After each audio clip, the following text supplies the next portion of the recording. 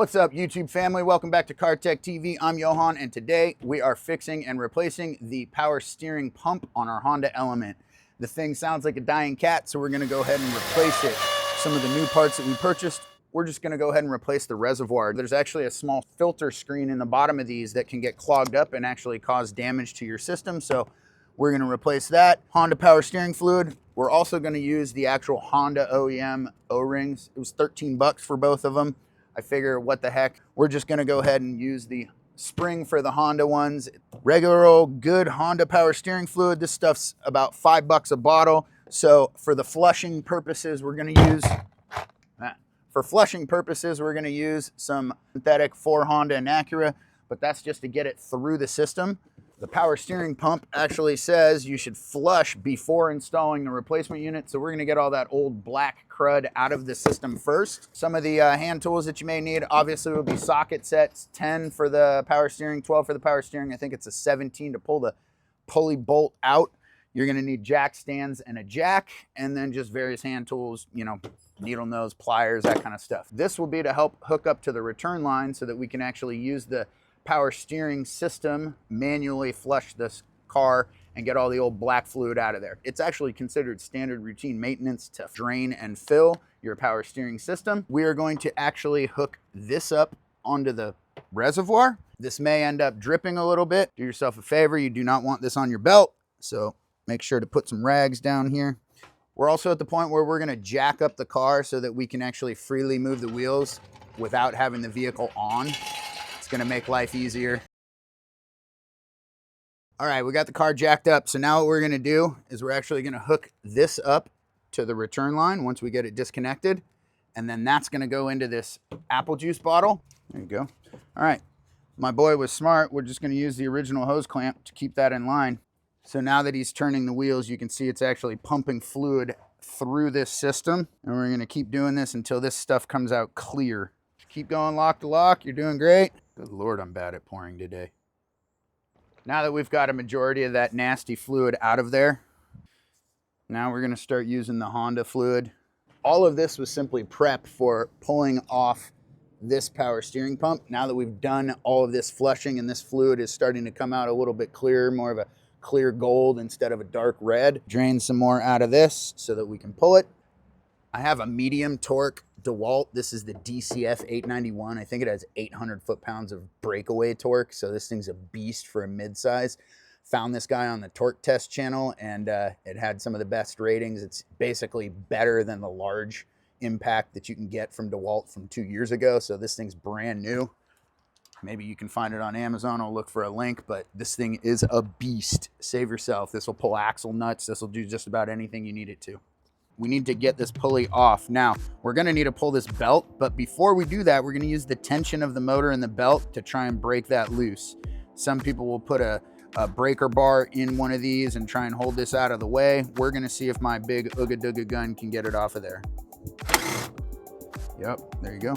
Use 2 wrenches down here, and we're gonna pull towards the front of the car, towards the headlights, and then have someone try and slip this belt off. You wanna grab some gloves, kid? You might be able to do this by yourself. It's just generally gonna be easier with 2 people. So I'll stand on this side. You're gonna shimmy the belt off of this side right here, and watch your hand, because I don't want that thing springing back at you like that. Makeshift tool here. We went and zip tied this together. Make sure your wrench is going the correct way. You wanna pull towards the vehicle's front, towards the headlights. All right, and now if I release, all right. So now we're just gonna tuck the belt out of the way. We don't need to pull it all the way off, and we hope that it stays on the pulleys underneath. Now the question is, are we gonna be able to manually get this pulley off? And we are. Old one's coming out. We're gonna transfer this over to the new reservoir. The new one's a Dorman unit. It was about 30 bucks. And the reason we're doing it is because there's a filter in here that we wanna change out. Verify your parts are the same, and let's get her swapped. It's gonna be a couple of 10 mil bolts to crack the hose pieces off of here. Now this one in the front is actually plastic, so you gotta be very careful that you don't ruin this. This is where you'll find those 2 O-rings. There's a small one and a big one, a black one and a red one. If you get them from Honda, make sure you put them on the right spot. All right, 10 mil, bud. You can see that There's a rubber O-ring on here somewhere. There's supposed to be. It's not supposed to have a flat edge on it like that. So this definitely needs to go. This thing's brittle and old. Now again, you're gonna wanna grab a rag and put it underneath this because this pressure hose may end up leaking some. You just wanna make sure you don't get any on your belt. You can see that fluid in this pump is still red. It's a good thing we're changing that out, and we flushed it as much as we could. So we're just zip tying that pressure line out of the way so that we can work, and that way it doesn't leak. Now it is a couple of 12 mil bolts. Second bolt is underneath. All right, now I believe we can just pull this pump right out. Just want to be able to set this down. Now, go grab the new pump and let's verify that it's the same part. Appears to be the same part. This right here is a PCV valve. It's about a $12 to $15 part, depending on where you get it. I'll link one from Amazon, but we're gonna go ahead and take this off. It's 17 mil deep drive socket. It's as easy as changing a spark plug. The telltale way is if you shake these and they don't move very well, it means they're gummed up, so it's not working. So let's go get the other one and we'll put it back in and make sure that everything's working well. All right, new one's going back in. I think it might have been longer to explain the job than it is to actually do it. Teaching kids how to work on cars, one project at a time.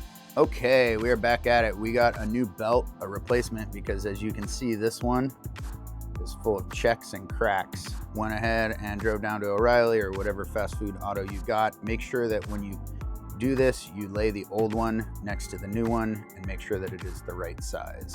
Do yourself a favor and route this before you put the power steering pump back on, because it's just way easier to get this thing in here this way.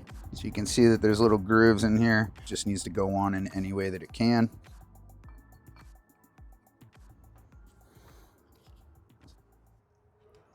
Gonna get our 12 mil bolts back in place, and then we're gonna hook up our pressure lines after we swap out the O-rings. All right, power steering pump is reinstalled. This O-ring seems like it's okay, but it is nice and flat. There, the red one goes on this plastic piece. This is plastic, so be very gentle when you're torquing it down. After much fighting, we got our accessory belt back on. They are kind of tight. Basically, pull on that all the way forward, and then you got to slip it on up and over here. We're gonna get our hoses back on. We're gonna get this back on, and we're gonna bleed the system again. This one was loose underneath, and I think that's where the power steering was leaking, so I actually replaced it with one of the ratcheting hose clamps. So now we take the cap that we made and we put this on our new reservoir. That's gonna hold fluid in here, and now we're gonna fill this up and we're gonna go through the drain and flush process one more time. Fresh Honda fluid going into a fresh power steering system. I don't know, you tell me, what was the old fluid like? Pretty dark and nasty. Final step is we need to torque down our pulley bolt. All right, let's fire it up. You ready? Make sure it's not making any noises.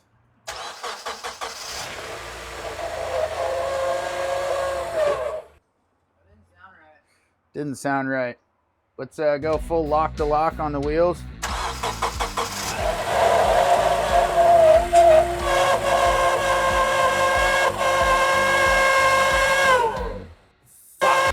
What? Well, we just did all that work and my power steering pump wasn't bad, because it's something else making that noise. So does this mean I'm not going to poker night? Not in this vehicle, you're not. I might have gotten away with not needing a power steering pump. He's working on his Altima. Probably should have checked this yesterday and saved myself $250 on a power steering pump. I think it was going out anyways, but this idler pulley is not supposed to spin like this. Should not spin like that. That means the bearing is shot, and that was my noise. You can also see that it's kind of... All right, well, we got to change it anyways, so let's go. Yesterday we went through the process of pulling the belt, pulling the power steering pump, and replacing it. Turns out we still have a whine in the vehicle, and upon further diagnosis, I believe it to be the tensioner pulley. This one, as you can hear, doesn't make any noise. It also stops spinning pretty quickly. The other one just makes nothing but noise. and it just spins freely, which means that the sealed cartridge bearing in here is actually shot. So now we need to jack up the motor, pull the motor mount, pull the power steering pump back off, and replace this because all that stuff's in the way. Probably should have done that first.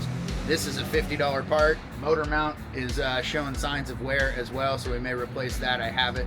So let's get at it. So to get this tensioner pulley swapped out, we're gonna actually go ahead down here and work on getting this motor mount out. So there's a 10 mil grounding strap, 3 17 mil bolts. This is the motor mount right there. Obviously we're gonna have to pull this power steering pump because this is our idler pulley or tensioner pulley, excuse me, back there. Go ahead and get yourself a block of wood and you're gonna jack up the oil pan just a tiny bit. Yep, right there. And you're just trying to get some of the tension off of the motor mount and those bolts so that it's free and easier to get them out. Now, if you look at this motor mount, you'll see this one right here. It's actually a long bolt, this one right here. And normally a deep drive socket won't fit onto it. And this one just barely fits now. What I ended up doing was taking and cutting this down just a tiny bit. It has this weird funky point on it. I have no idea why. Do yourself a favor, grind that down, and then a deep drive impact socket will fit on there. Maybe the Ooga Dooga's a little too proud, so we're gonna try and do it with just a good old Craftsman wrench without, no, stripping it out. Don't wanna do that. So we're gonna have to go back to a 17 mil wrench and see if we can get it to fit in there. This bolt is fighting me, so I'm cutting it with a Sawzall. Bye-bye.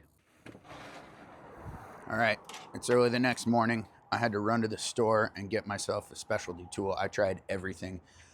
I tried heat, I tried PB blaster, I tried a deep drive socket, I tried drilling my socket so that it had more room. None of that worked. What I ended up having to get was a pass-through socket. So this has actually got a nice wide hole in it, an extension, but you can see that the hole goes all the way through. And that allows me to slip this thing onto this bolt over here. And this can fit all the way on there, like so. And now I have a socket that goes down and is deep enough that I can actually get this thing to come out. And I already loosened it. That was a tool I needed. It was a Husky box. It was like 40 bucks at Home Depot. Had to do it, but yeah, I guess I'm keeping this one in the arsenal. For one stupid bolt. Why is it so long, Honda? I will never know. Now the problem is I did cut the top of this bolt, so hopefully it doesn't screw up this nut, but I have a feeling I'm gonna replace that nut anyways because that one sucks.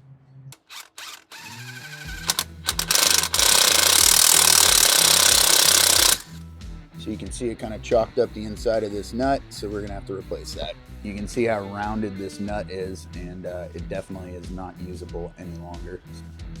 Now that that's out of the way, this motor mount can slip off. This piece is not actually the motor mount. This is the piece that holds it on. And just for kicks, I decided that it might be time to replace this motor mount.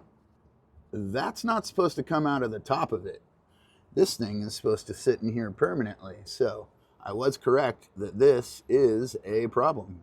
Buying cheap Amazon stuff is what you get. So we're gonna try one from a auto parts store that I have close and local. It's called Allied Auto Stores. All of this that I've had to pull off for the bar going to the motor and the motor mount is just so that I can actually get access to the tensioner pulley. What a pain. Okay. Busted motor mount is out. The post is not supposed to fall out of the top. You can also see from all this checking and scarring that this thing was moving. That's a problem. There's one here, one in the middle, and then one that you basically can't see around the backside. The middle bolt is a long one. All right, third and final bolt was kind of hard to see, so I had to actually shine a light in there, and then you can see where my socket is right there. It's just barely underneath it. So the 10 mil out here is not correct. It's actually a 12 mil under there, just like the other bolts. Just find it, hold a flashlight in there, and it'll make your life a lot easier. How to tell if your tensioner pulley is bad on your Honda Element.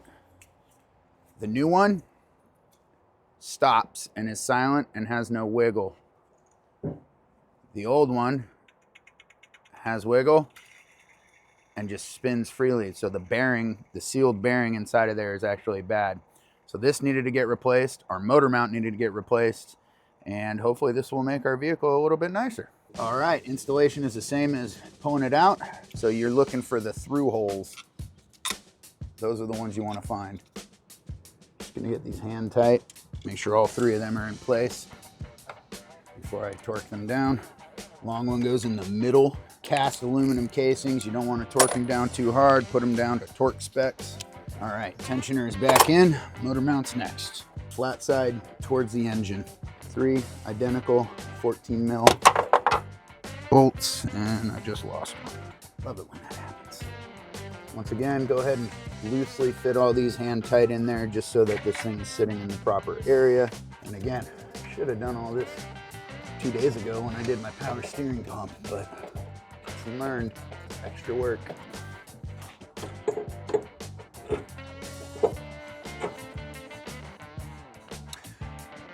I don't know if you can see it, but there's a little bit of gap here. So we're actually just gonna figure out if we need to jack the car up. Yep, there it goes. So I actually need to get my car back on the road. I got work to do. Grabbed myself some washers, and I found in my local parts bin just some regular old nuts. I actually do IT for car dealerships, so there's a Honda dealership right next to one of my clients. So I'm gonna see if I can temporarily get these on there and then drive down there and pick up some replacement proper machine grade bolts. Hopefully this works. What I'm also gonna do is I'm gonna double up on the nuts so that I know that it's really not gonna be able to back out. Drop a washer or 2 on there so that it picks that thing up so it's easier to use a deep drive to get it back off. And then I'm gonna spin one of these on here and we should be good to go.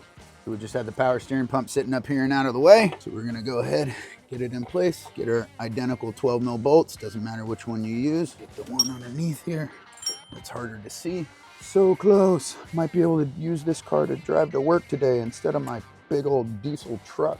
I actually just made this tool like this, and I used some zip ties to hold it together because you really don't want this thing to slip around. Probably go underneath and make sure that everything's lined up. Underneath. Look up your own routing for how your belt's supposed to go. I'm gonna enlist my kids, see if maybe an extra set of hands will help with this. There you go. You gonna try it? Now, go ahead and check everything and we should be out of the woods. Car's all back together. Moment of truth. Let's see if this thing is gonna fire up the way we need it to. Success. Hopefully it's not making any more noise. Always get these started by hand before you throw your gun on them. Done. Element back on the road for another round. If you like what you see, you want any questions answered, be sure to like, subscribe, and leave us a comment down below. We'll see you in the next one.